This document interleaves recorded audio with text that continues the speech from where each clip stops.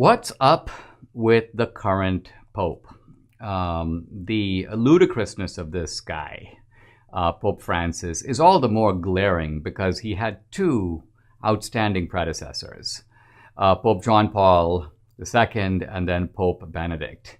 So what a fall it is from those guys, world-class theologians, people of unquestioned moral gravitas, to this clown. And I recognize he's the Pope. I want to be respectful of him, but it's a little hard to do that. Now, his latest comment, ludicrous. I'm reading from the Daily Mail. It's appropriately in a London tabloid. Pope Francis warns mankind faces a second great flood caused by global warming. They quote the Pope. It's from comments he made to an Italian writer, Marco Pozza. And the Pope goes, "We'll face another, quote, great deluge. This is what will happen now if we continue on the same path."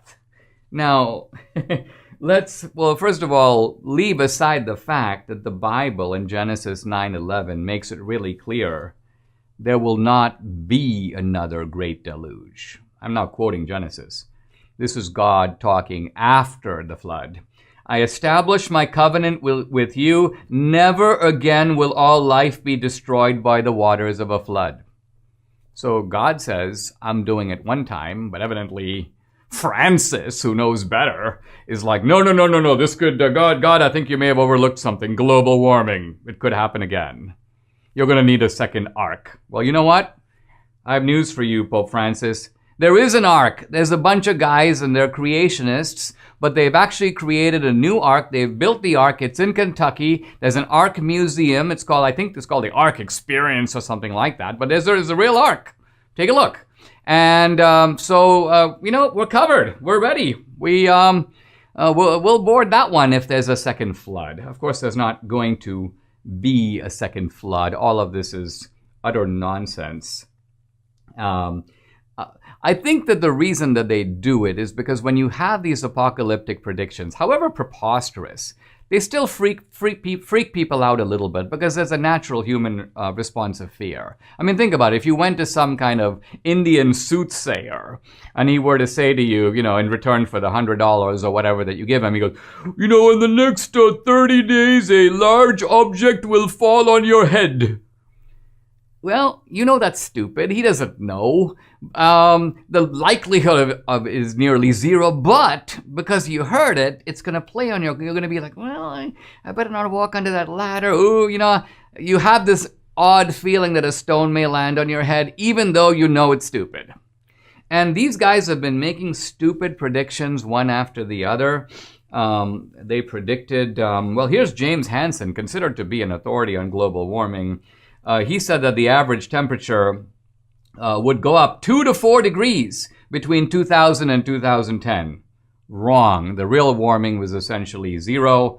The average temperature now is about the same as it was in the late 1990s. There's been virtually no warming trend since the end of the last century. Based on a bunch of predictions, the Los Angeles Times had warned that all of Montana's glaciers would be gone by 2020. In fact, Montana's Glacier National Park had all these signs, the glaciers will be gone. And then they realized here it's 2020, the glaciers are still here. So somewhat sheep-faced, they took down the signs because they realized another prediction bites the dust. Al Gore said that there will be no more snows of Kilimanjaro. Well, there are snows of Kilimanjaro. That one proved to be false. So one on top of the other, and this has been going on for a long time. It reminds me of, in the 1980s, I think it was, I read the fundamentalist writer Hal Lindsey's The Late Great Planet Earth. And he basically said, a global world war is coming. Jesus Christ is coming back. It's all going to happen basically in the next 10 to 15 years. And the 10 to 15 years passed and you realize, you know what?